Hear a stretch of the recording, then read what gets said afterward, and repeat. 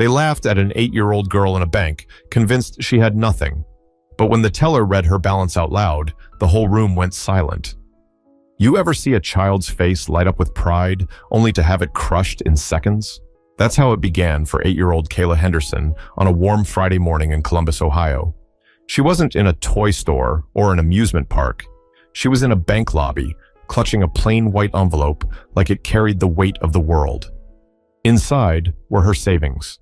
Money she'd collected from birthdays, doing small chores for neighbors, and carefully stashing away in a shoebox before her grandmother finally convinced her to open a savings account. Her grandmother, Patricia Williams, walked beside her, steady and firm, her cane tapping against the polished floor. Patricia's voice was gentle but proud. Go on, Kayla. Hold your head up high. This is your money. You earned it. The girl's small braids swung as she nodded, taking her place in line behind a young couple scrolling on their phones. For Kayla, this was more than just numbers on a slip of paper. It was proof she could do something on her own, that her hard work meant something. But just behind her, 2 teenage boys, Ryan Matthews and Colin Baker, noticed her envelope and the way she nervously adjusted her dress. They weren't there to deposit anything meaningful, just cash from odd jobs. Bored, restless, and cocky, they started whispering. Did you hear that? Ryan smirked as Kayla asked the teller, Can you check my account balance, please? Colin leaned in, his voice dripping with mockery. I'll pay double if she even has a balance. The words weren't whispered. They were loud enough for Kayla to hear, loud enough for Patricia to stiffen, loud enough for the people in line to look up from their phones. A few laughed quietly, feeding off the cruelty. Kayla froze. She wasn't used to being laughed at by strangers.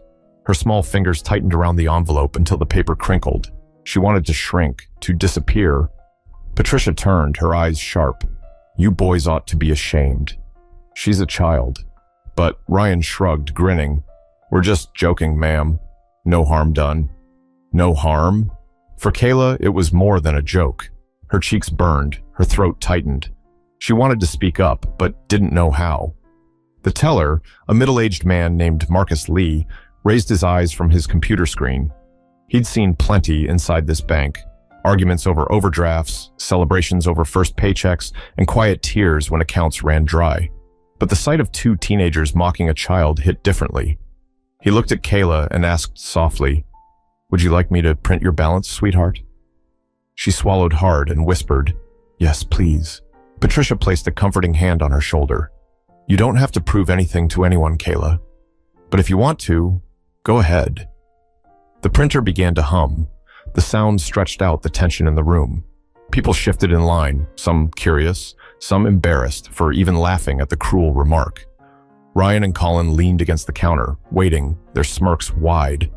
Kayla's heart pounded.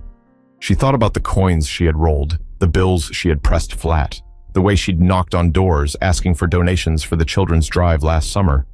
This account wasn't just a child's piggy bank. It was her effort, her community, her pride.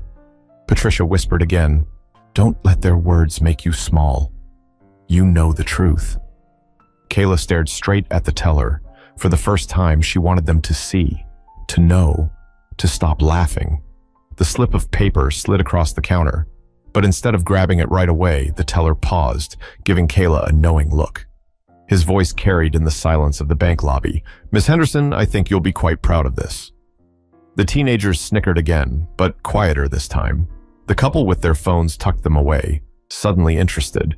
Patricia's grip on her cane tightened. Kayla's small fingers reached for the slip, her pulse racing. She didn't know yet that what she held in her hand was about to change the entire room. But before the numbers were revealed, the boys decided to push their luck, and that's when the tension reached its peak. The slip was still in Kayla's hand, but before she could look at it, the boys leaned in again. Their voices cut through the lobby, sharper this time. Filled with laughter, they wanted everyone to hear. Look at her, Ryan said, tilting his head toward Kayla. She probably has, what, $5 in there? Maybe 10? Colin chuckled. Man, 10's too generous. Bet it's nothing. She's just playing bank like it's a game. A few people in line snickered along, not everyone, but enough to sting. Kayla's ears burned. Her lips trembled, but she bit them, refusing to let the tears fall. She wanted to speak, but the words wouldn't form. Patricia stepped forward, her voice firm but trembling with controlled anger. That's enough. You boys think you're funny, but what you're doing is cruel.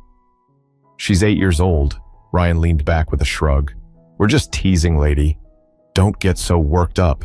But the smirk on his face said everything. He didn't regret it. He was proud of it. Kayla finally whispered, her voice small. Why are you laughing at me? You don't even know me. The bank lobby went quiet. Even Colin's grin faltered for a moment. But then he doubled down, trying to cover his slip. Relax, kid. We're just joking. Don't take it so serious. The teller, Marcus Lee, finally spoke. His tone was calm, but there was steel underneath. Young men, mocking a child isn't something to laugh about. I think you'd do well to remember that. Ryan smirked again. What, you're gonna kick us out for telling a joke? Marcus didn't answer. Instead, he tapped the printed slip lightly on the counter. No, but you might learn something today if you stop running your mouths long enough to listen. Kayla clutched the slip tighter. She didn't know what to say. She only knew her grandmother's hand was warm against her back, steadying her, pushing her forward. Patricia's whisper came again, firm and low. Look them in the eyes, baby. Don't let them break you. Kayla turned, tears shining in her eyes, but her chin lifting just slightly. I worked hard for this money, she said softly, her voice trembling but clear. I didn't steal it. I didn't beg for it. I earned it. That sentence made the room shift. The woman in the floral blouse, 2 spots back, raised her eyebrows. A man near the exit lowered his newspaper. Even the couple who had been scrolling their phones straightened, watching closely. Patricia, emboldened, added, She's been saving for 2 years. Every birthday card, every lemonade stand, every time she helped an elderly neighbor carry groceries. All of it went in here. That envelope she's holding? That's her pride, not your punchline. The silence that followed was heavier than the laughter before. The boys didn't laugh this time. They exchanged glances, suddenly less confident, their shoulders stiff. Colin muttered, Okay, whatever. We didn't know. Patricia's voice rose, not in anger, but with the power of truth. That's exactly the point. You didn't know. You judged her before you understood a single thing about her. That's the harm in what you did. The teller nodded subtly, eyes on Kayla, his hand still resting on the slip of paper that could silence every smirk in the room. He slid it forward, but instead of letting Kayla read it right away, he looked up at the boys. You wanted to laugh? Marcus said, his voice echoing off the marble walls. Then you should be the first ones to see this. But you won't be laughing long. Ryan's smirk faltered completely this time. He crossed his arms and muttered something under his breath, but the confidence was gone. The weight of dozens of curious eyes pressed down on him. Kayla's hands shook as she looked at Patricia. Her grandmother gave her a slow nod, whispering again, Go on, sweetheart. Show them. The envelope no longer felt heavy. The slip of paper no longer felt ordinary. For Kayla, this was the moment she stopped being the girl with an envelope and became something else. Someone who deserved respect. The crowd leaned in ever so slightly. No one was scrolling on their phone now. Even the security guard at the door had stepped closer, his arms folded as if sensing something important was about to happen. Kayla's heart hammered. She looked down at the slip, her small voice breaking the silence. It's not $5, and it's not a game. But before she could finish, the teller cleared his throat, ready to reveal the truth himself, and that made the tension cut sharper than ever. Marcus Lee had worked at that branch of Fifth Third Bank in Columbus for 12 years. He'd seen everything, from people breaking down because their accounts had overdrafted to proud parents opening first savings accounts for their kids. But this moment hit him differently. A child standing there, being mocked for simply wanting to check her balance, while holding more dignity in her small frame than the 2 teenagers snickering behind her. The slip of paper between his fingers was nothing extraordinary to him, just numbers on a page. But to Kayla, he knew it meant validation, proof. He wasn't about to let those boys turn it into another reason to laugh. He looked at her, steady and calm. Miss Henderson, he said softly, loud enough for the lobby to hear, you've done something not many your age have ever accomplished. Would you like me to read this out loud? Kayla froze, torn between fear and courage. She wanted to show them. She wanted them to stop laughing. But she was still a child, and all those eyes made her chest feel tight. Patricia leaned closer, whispering, It's your choice, baby. You don't owe anyone a thing. But if you want them to see, then let them see. Kayla looked back at the boys. Their smirks had dimmed, but not disappeared. Ryan rolled his eyes, muttering, "Man, just hurry up already." That did it. Something in Kayla snapped, not anger, but a quiet determination that even Patricia hadn't seen before. She lifted her chin, looked at Marcus, and said, "Yes. Please read it." The teller didn't rush. He adjusted his glasses, tapped the slip against the counter, and began slowly. Current balance, $4,213. The room went silent, completely silent. Even the hum of the ceiling fan seemed to pause for a second. Colin blinked, his mouth opening and closing like he was trying to form words. Ryan's smirk evaporated. He shifted on his feet, suddenly fascinated by the tiled floor. The woman in the floral blouse whispered, 4,000? Did he say 4,000? The couple who had been glued to their phones earlier exchanged looks, eyebrows raised in disbelief. Patricia smiled proudly. She wasn't surprised. She had watched every step of Kayla's little journey. But seeing her granddaughter stand tall in that moment, in front of strangers who had doubted her, made her chest swell. Marcus set the slip on the counter and folded his hands. His voice was firm, directed at the boys. This young lady has saved more in 8 years than most adults manage in twice that time. And she did it honestly, through birthdays, helping neighbors, and organizing a children's charity drive that raised thousands for kids who didn't have school supplies last fall. So tell me, what exactly were you laughing at? The words landed heavy. No one dared laugh now. The few who had chuckled earlier lowered their heads, embarrassed. Kayla's small voice broke the silence. I wanted to make sure other kids could have what I have. That's why I asked people to help. Not for me. For them, Patricia reached over, brushing her granddaughter's hand. And you see? That's what real character looks like. It doesn't matter how old you are. Respect is earned by the way you treat others, not by how much you think you're worth. Ryan finally spoke, his voice quieter than before. We didn't know. Marcus looked at him sharply. Exactly. You didn't know, and that's why you should think before you open your mouth. The weight of his words lingered. For the first time, the boys had nothing clever to say. No comeback, no grin, just silence. Kayla held the slip in both hands, staring at it like it was more than numbers. It was proof of her worth, proof of her hard work. The sting of humiliation hadn't vanished, but in its place, something else was forming. A strength she didn't realize she had. The teller gave her a small smile. You've done something remarkable, Kayla. Don't ever let anyone make you feel small for that. Patricia straightened, her cane tapping once on the floor as if to punctuate the moment. That's right. People will try, but you remember, your value isn't decided by their laughter. The lobby was quiet. People weren't just looking at Kayla now. They were looking at themselves, reflecting on the way they had judged, the way they had laughed too quickly. Shame crept into the edges of their silence. Marcus leaned forward, lowering his voice so only Kayla and Patricia could hear. You've got something rare, young lady. Don't lose it. Not everyone has the heart to do what you did. Kayla looked up at him, her lips curling into the smallest, most fragile smile. She whispered, Thank you. And in that fragile smile, the balance of power in the room shifted entirely. The mockery had ended, but something deeper was about to begin. But the story of how Kayla raised that money and why it mattered so much was the part that truly left the crowd stunned. The slip of paper rested in Kayla's trembling hands, the black ink shining under the fluorescent lights of the bank lobby.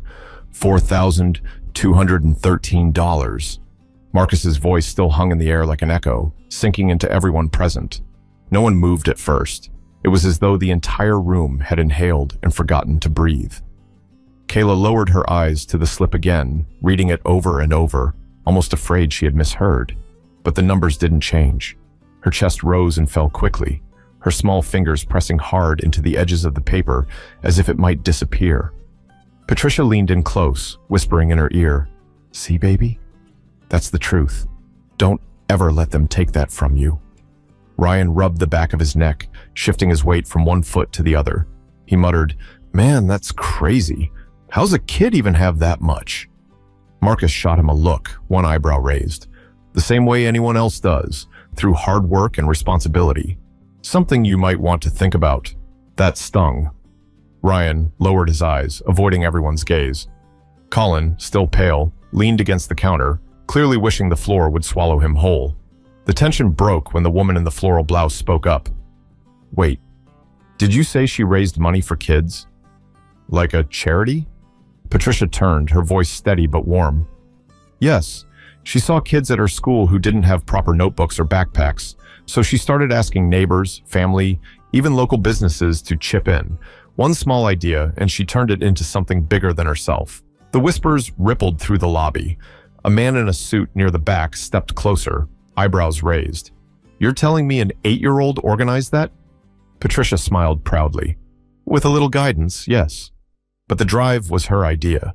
She wanted other kids to have what she had." Kayla, cheeks still flushed, lifted her head slightly. Her voice was small, but it carried. "It wasn't just me. People helped because they cared too." The couple who had been glued to their phones earlier exchanged glances. The man murmured, "That's impressive." The woman nodded. "Puts us all to shame, honestly." Ryan tried to regain some footing, his tone defensive. "Okay, but it's still weird." "She's a kid," Patricia's eyes narrowed. "And what does that mean? Kids can't care, can't work for something that matters? You boys laughed because you thought she was small, but look at her now. Bigger than both of you in ways you can't even measure." The security guard at the door, who had been silent all along, finally spoke. His deep voice rumbled across the lobby. "Ma'am's right. Respect goes where it's earned. And that little girl just earned mine." Kayla's throat tightened at his words. For the first time since she'd stepped into the bank, the laughter no longer echoed in her head. In its place came something new, recognition. Marcus leaned forward on the counter, speaking not just to Kayla, but to everyone. "This isn't just about money. It's about the story behind it. It's about an 8-year-old who decided to lift others up instead of thinking only of herself. That's something rare, something worth admiring." The atmosphere in the lobby shifted. Where there had been smirks and chuckles, there was now quiet respect. Heads nodded, eyes softened. The weight of shame fell squarely on Ryan and Colin, who had nothing left to say. Kayla glanced around, startled by the way people were looking at her, not with mockery, but with something close to awe. She pressed the slip to her chest, feeling taller than she ever had before. Patricia gave her hand a gentle squeeze. "Hold on to that feeling, baby." That's what happens when truth speaks louder than cruelty. The man in the suit stepped forward again, shaking his head in disbelief. "You know, I came in here today worrying about my business loan. But now I'm standing here thinking, maybe I ought to be more like her, 8 years old and already doing more for her community than most grown adults." Kayla blushed, unsure how to respond. She whispered softly, "I just didn't want kids to feel left out at school." "That's all?" The teller smiled. "And that's enough to make a difference." For a long moment, the entire bank seemed united in silence, reflecting on what they'd just witnessed. Strangers who had walked in thinking only of their own errands were now tied together by the simple act of a child standing her ground. Patricia looked at the boys one last time, her voice low but firm. "You laughed at her. But today, you learned something. Don't forget it." The boys didn't answer. They didn't dare. Kayla's heart was still racing, but now it wasn't fear. It was something stronger.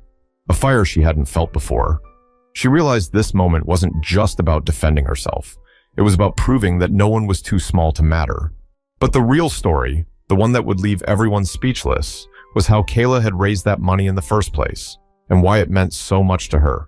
The slip with the numbers was enough to silence the laughter, but the curiosity in the room hadn't disappeared. In fact, it grew thicker, pressing into the air as people leaned closer, trying to understand how an 8-year-old girl had managed to build a savings account most adults would envy. Marcus, the teller, sensed it. He glanced at Kayla, then at Patricia, and decided it wasn't his story to tell. "Miss Henderson," he said gently, "would you like to share how this came to be? Or would you rather keep it private?" Kayla hesitated, her small fingers fidgeting with the edge of the slip. She wasn't used to so many people staring at her. But then she looked at Patricia, who gave her the tiniest nod of encouragement.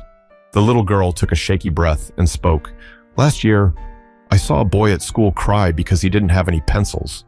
The teacher had to give him one, but he didn't have a notebook either, and he said his mom couldn't buy one yet." She paused, her voice catching. It made me feel bad because I had extra pencils in my bag.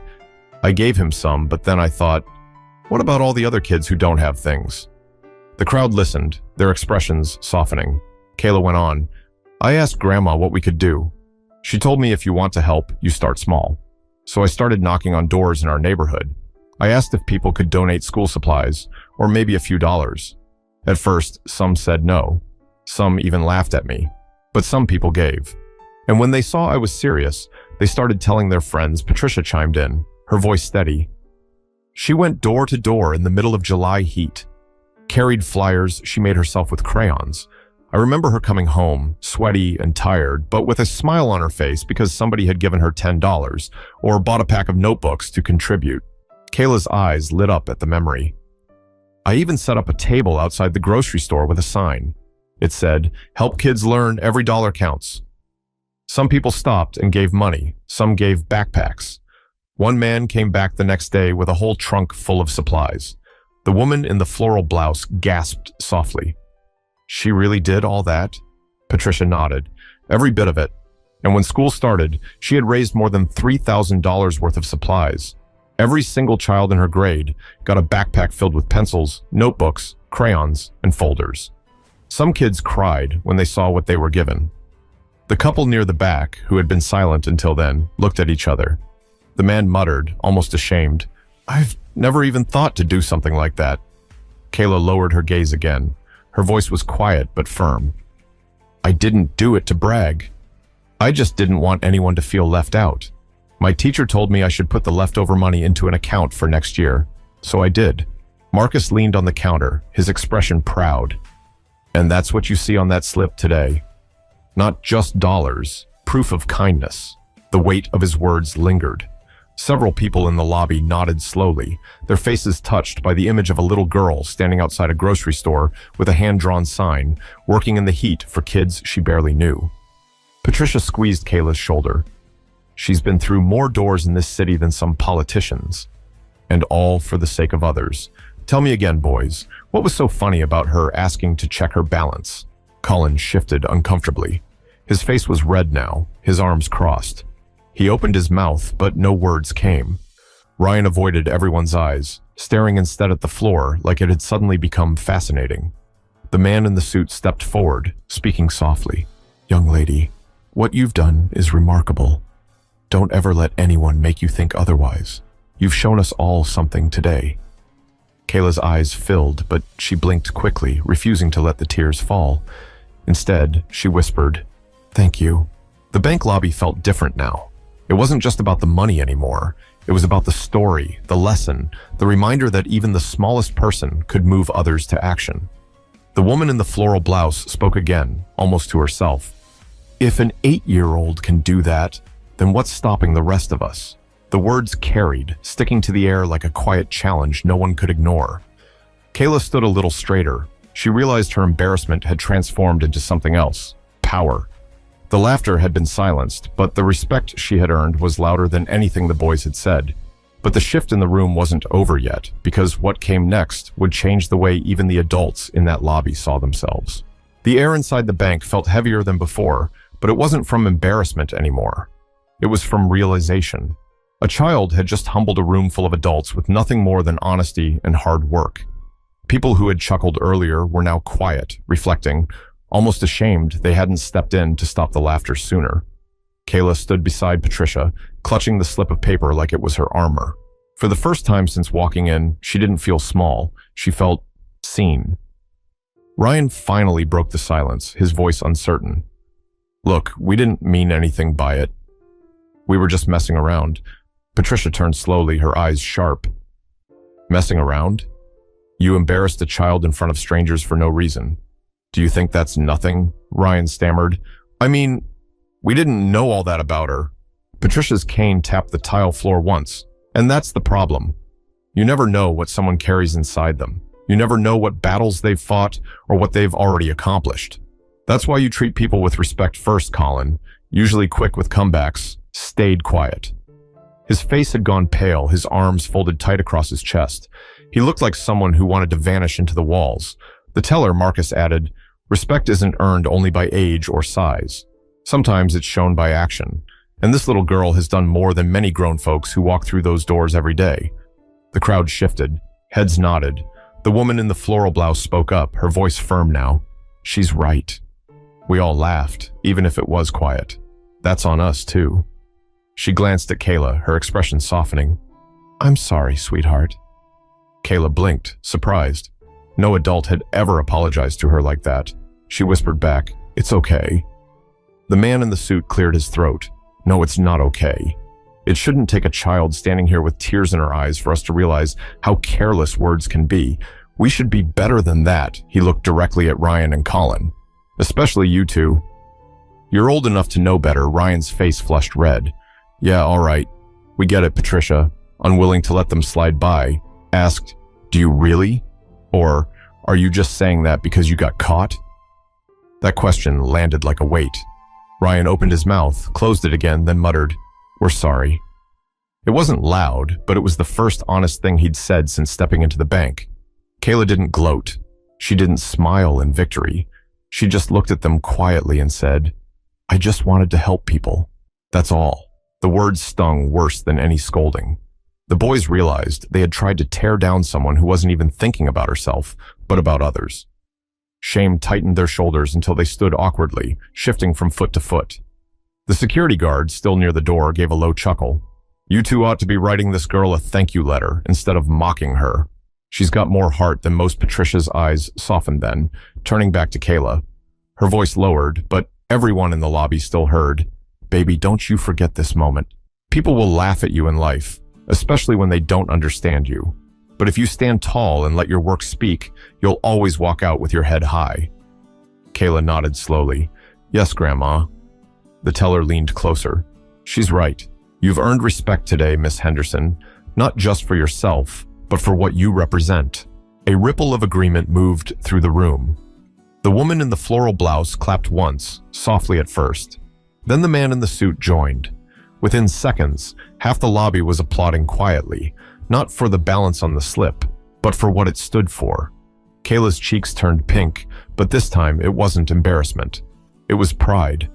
She smiled shyly and whispered, Thank you. Patricia looked around the room, her voice rising one last time. Maybe now you'll think twice before laughing at someone you don't understand. Because you never know. The person you're mocking could be the one teaching you a lesson. Silence followed her words, heavy but full of meaning.